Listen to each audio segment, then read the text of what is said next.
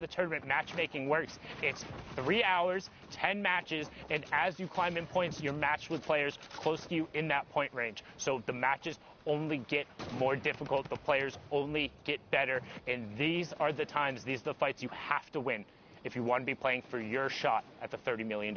A quick note, too, if you're watching, this is the final game for Europe.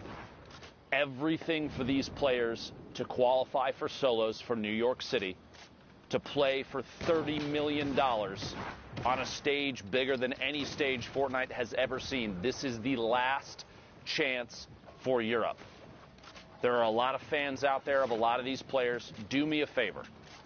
Go on Twitter. Tag your favorite players and show them some love. Keep the negativity out of this. Hashtag Fortnite World Cup, because Fortnite has done something that not many people ever thought would happen. They've put a focus on every player that has played out of their minds. And I want to be sure that all these people that have played, have qualified, have tried their heart out, they need to know that you're supporting the heck out of them. So again, hashtag Fortnite World Cup. Please let your favorite players know that they've done an excellent job. Win or lose, doesn't matter how many eliminations. All these people have a lot of heart. It's important that they know that. Indeed, a lot of heart coming out from all of these players. It's so incredibly hard to get. I laugh as you say, but honestly, what a perfect name to see pop up. All that being said, no mercy this week. Weigh-in picks up it. He says no mercy this week.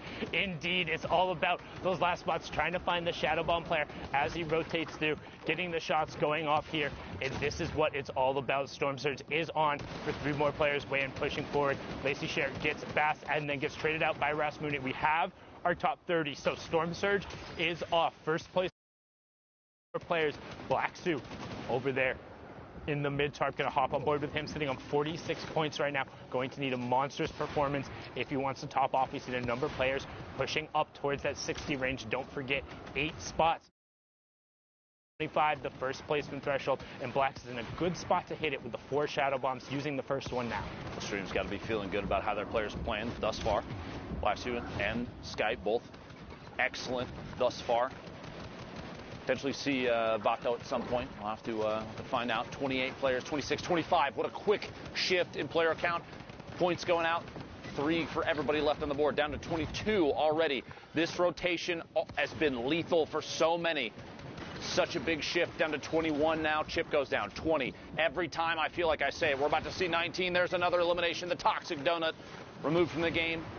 Blacksu pushing forward here, 2 eliminations. Don't want to get caught by someone boxing up, as we've seen so many times in the past. Trying to maybe land somewhere inside a box with a launch pad. Going to move forward with the Storm. Excellent position now. Has a chance to kind of wait and peek back behind. Someone is up above. He's got to be careful there. That edit going to jump up and move on through to the next section of this circle. Still not stopped. We're very close. You look at the mini-map, the blue and white cross over the circles. Once that happens, you know players are going to start boxing up and peeking back for sure. Back-to-back shots, back-to-back eliminations. No, he only got one of them. Daryl got the other one. That could end up apologies. being huge. Like we said, every single one of these interactions mattering, but Blackso trying to push the envelope and get every elim anyway. Will he be able to find it? He hits the shot, gets the siphon onto Purge. All of a sudden, Blackso has single-handedly fragged his way into the top 5. 57 points, but we've seen more. He needs to keep pushing. This is the last match on the server. This is the top 5. Frenzy, Nate, Screeky, Masato, and Blackso will be closing out the European region. Blackso right now extending the timeout on the Shadow Bomb. He's in your bottom right. He drops down. Nate gets taken out by Masato. Frenzy begins to work. Top down. Takes 55 fall damage. Blackso pushes in. Him and Masato in the same box. Masato disengages around the side. Blackso desperately trying to find the shot. Needs everything he can. Top 4. Screeky goes down as Masato finds it. Frenzy continues working from the top down, but Blackso needs the space. No builds left on Frenzy. 47 points for him, 57 for Blackso. This is his chance. Can he get Lestream to the World Cup final? He's looking for it. He finds the first shot. 88. Can he convert? No. Frenzy picks up the elim, but he finds the 30 right after. Needs the elim and the victory royale. 461. But can it be enough? And can he close it out? He's looking for the shots. 49 shield, 85 health, no builds from the low ground player. Frenzy gets cleaned up. 61 for Lestream's Blackso. But will it be enough? Courage, will it be enough? We will find out, folks. 5 weeks of solo competition have led us from the European region. I think it's time to take a look. Here we go. Ladies and gentlemen, wow. First off, congratulations to Andretta, who throughout the entire day was in that top spot. Crew, Skype, Light, Mongrel has made it on in. Was what everyone was wondering if he was going to do it. Yep. People had high expectations. He clutches in the end. Emku, Teak, and who did we just see in that last game? There you go, man. Blacksu, he makes it in for Lestream. That's huge for the French-speaking community because we saw Solary already go through, and Lestream kept getting edged out every week, but now it's Blacksu's time to shine. Really quick, though, Andretta. So you talked about this guy's been on fire all day long. Yeah. We actually kind of pulled stats on his previous week qualifiers. For the previous solo weeks, 291th place, 127, 218, 610, and now first. All day long. Went from like 50 viewers on Twitch to like 20,000. Send Andretta some love. All his hard work has truly paid off. These are the 8 that are coming through, Courage. Congratulations to them. I think there's one more thing we can do. It's time to punch their ticket. Zeke. I'll start over here. Start over there. Boop. There you go. Andretta made it. Crew made it. Let's hit the middle one. Skype made it. There you go. Light. Mongrel. Congratulations again, brother. In the middle. Emku. And finally, Teak. And wait. There you go. Blacksu as well. There you go. The 8 players from Europe who will join Moffin and Rona season, as we saw earlier, making it on in. Incredible stuff. Europe was an insane day today, just as we expected. High-level lobbies, tons of people left all the way to that 5th zone. But here's the beauty of it, folks. We've got more action to bring you. We're going to go to a quick 5-minute break. When we come back, we'll catch you up to speed on some of the other regions before we kick off the NA East action. Zeke, this is it. This is the last chance, all right? People need to know about this block party, all right? This is your last opportunity. I'm hyped. Zeke, everyone's going to be there, all right? DJ Zeke's going to be there. DJ Sundown's going to be there. Everyone's going to be there, all right? The people are waiting. All right. You know what, man? I'm DJ Zeke. I don't need no card. But what you need to do is buy your tickets to the block party. Tickets are only $35, Fortnite fam. Listen, all right, June 15th, 16th at the LA Forum. Day 1, Creative Showdown. Listen, all right, Team Evolve built an incredible map. Spoiler alert, it's dope. Day 2, Celebrity Pro-Am. 50 pro gamers, 50 celebrities, all battling out for a $3 million charity prize pool. What more do you want? What more do you need? Fortnite fam, you need to be there because we are ready to party with you. Bam! Heyo Fortnite fam, Sundown here, and today we're going to talk a little bit about the Flintlock pistol and its impact on competitive play.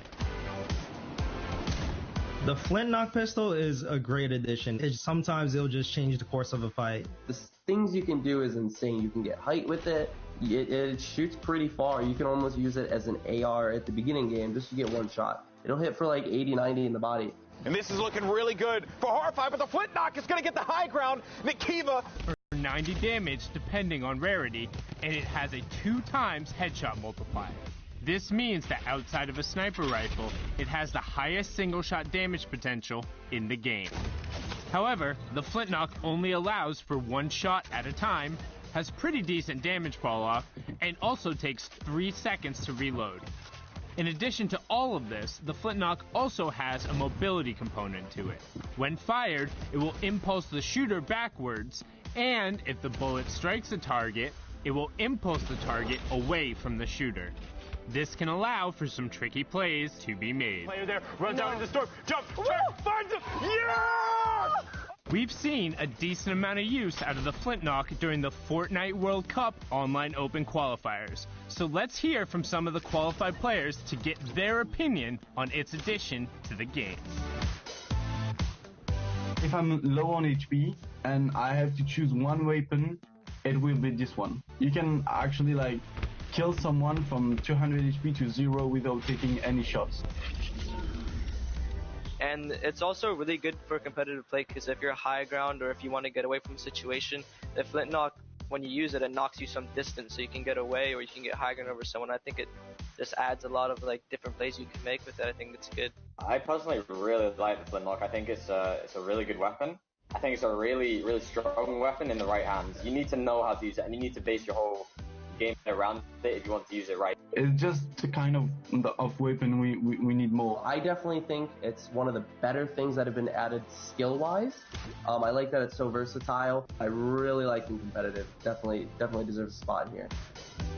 Thanks for watching, and hopefully you saw how the Flintlock can be utilized in the right hands. What is the best Flintlock play you've done or seen? Share it with us using the hashtag Fortnite World Cup, and we'll be seeing you guys on the battle bus, or maybe Flintlocking through the air.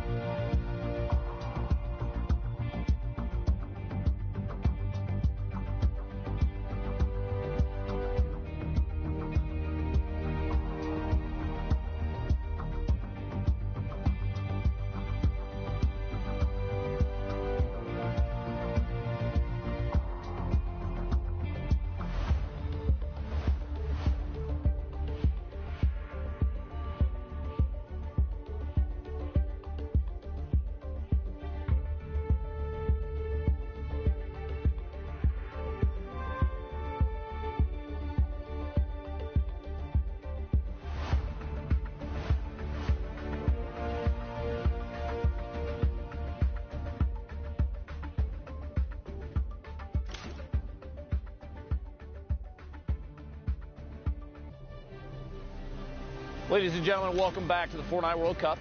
This is the final week for solo qualifiers, so if you're trying to make your way to New York City to punch that ticket, now's the time to do it. If you miss out, that'll be that. Coming up next, we have Asia and Oceania replays. Those regions have already played out, but before we get to that, I asked a question when I was with Sundown casting the end of Europe, and that was where your favorite drop spot was. And we are lucky enough, because of the magic of Twitter and the production team who is always top-notch, a little social. I want to see what everybody said about everything. I just want to put this out there immediately. My boy Till Truth agreeing that Viking Village up top, one of the best in the game. Disco, Frosty Dusty, Jung Junction when running solos. Well, this is a hot spot. Dropping Factories by Flush. Racetrack, Lazy Lagoon or the Block. The Block, honestly, we're seeing that more and more. A lot of players are picking that up. Mega Mall. Surprising to me, one of the biggest landing zones on the map right now. We've seen it time and time again being constantly swamped with players. Paradise Palm, Salty Springs again, Pressure Plant, and I believe that is the very southeast corner of the map. Some players call it Westworld. There's all sorts of names for these locations where they don't have a POI name on them. It's kind of interesting to see how creative people can get. So I appreciate that. Thank you very much. I'm always curious where people are dropping. As hard as I can to avoid any of those spots. Thanks for telling me where to not go. But I do want to see where Asia and Oceania go. And in order to do that, in order to look at those replays and get a play-by-play of everything happening, I need some players to give me some insight. And those players, in this case, will be Monster D-Face and Zeke. Thank you, Dr. Lupo. Back Monster, at it again, Zeke. Are you ready?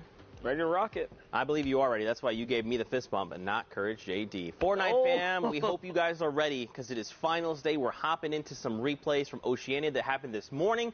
We want to get these guys up to speed, have them, share their moment because them qualifying was a big deal. Yeah, absolutely. So let's get ready to hop into these games together. Is there anything you're excited about? You looking forward to, Monster?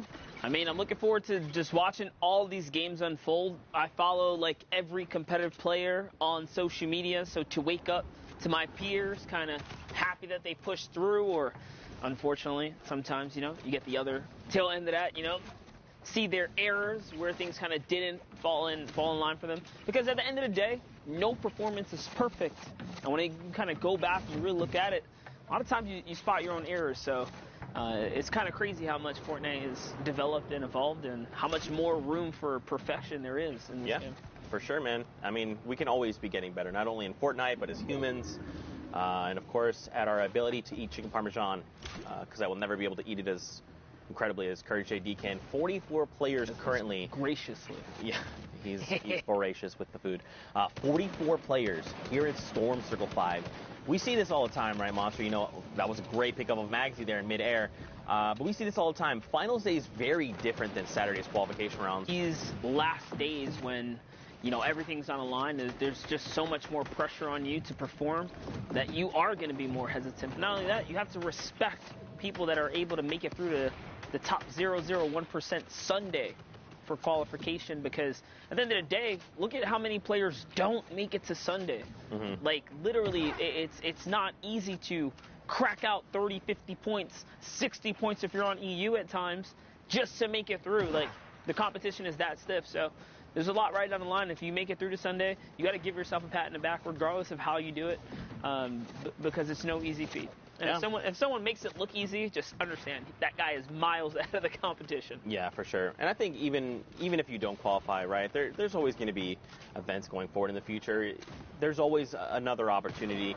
Just because you didn't make it, it does not mean that it's the end of your Fortnite journey or your Fortnite career, right? I mean, just like everything in life, it takes a lot of preparation, consistency, but more importantly, one of the factors people don't take for granted is it's the luck back there. You also still need things to click, even in life, and things are clicking right here. Scopes Rebel goes down, nice little shot from Rona Season, but we saw did pull through. Yeah, that's right. Rona, aka Sozman, taking that #1 spot over in OCE. He's already on 4 eliminations, so this is probably his maybe second game, right? Because he has 10 points here, and we're not even top 5, has the 4 eliminations, and he's hard. So his game before must have just been his initial game for 6 points total. And now we're hopping in. How are things going to unfold for him?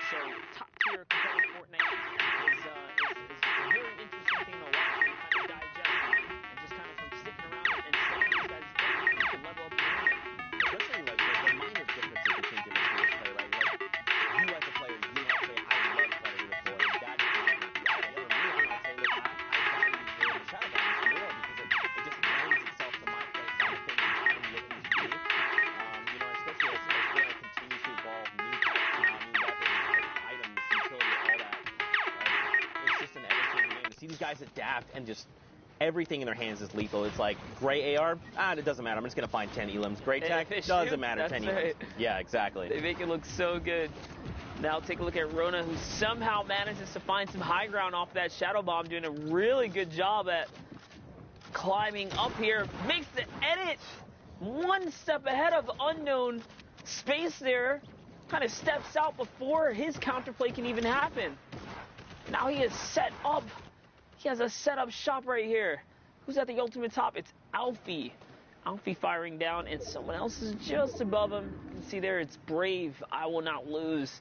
He's got the ultimate high here. Alfie says, you know what? I want no part of that. He is coming down into Rona. See what Rona's going to do with these final moments here. He steps into another player's box. 120. Such a tight crosshair to hit these shots. You got to respect the aim here and the consistency, Zeke. This is, this is what separates Sozman from the rest, right? There's so much confidence behind his play, and this is what I love talking about, because that's what resonates with me, is how confident you are in the moment of things happening, right? Just look at this. Not building. He has 13 builds, so it's not much, but he doesn't need to build. He knows what's going on. He's dictating the tempo of this game, right? Right now, Sozman is on that lowest level. Bray is up above. And now, I mean, Sosman's got 10 elims, all right? This is huge. He's going to try and go against Bray. Now, Bray does have more materials, 35-2, but now they're saying, you know, let's go toe-to-toe. Can Sosman line up the shot? He actually drops down below Monster. This engagement didn't even pan out. Oh. Is he going to be able to get him? Is he going to be able to break these builds and bring him down to him? You saw Rona Season was just trying to stick it all the way through. And Rona Season is Sosman, guys. For those of you guys just tuned in, so these final moments are here, are everything. He's looking to get these low ground peaks. He's got the Storm in his favor, still tracking with it. And he hits every shot, every single peak, every moment, every pixel goes to Rona. And that's what I kind of talked about, dictating the tempo, right? It was Rona who was telling everyone else in the lobby, this is what we're doing now. Because you saw the player above, they had health advantage, they had shields. Sosman didn't. He was down to, what, like 50 HP and then pops the slurp.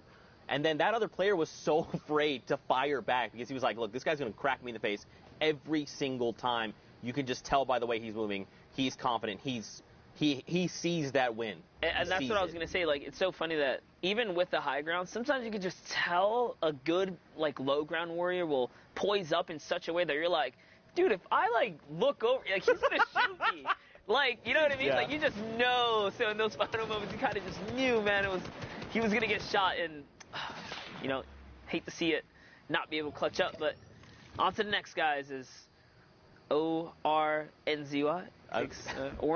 I think that's making me, like, sending me back into my previous sport.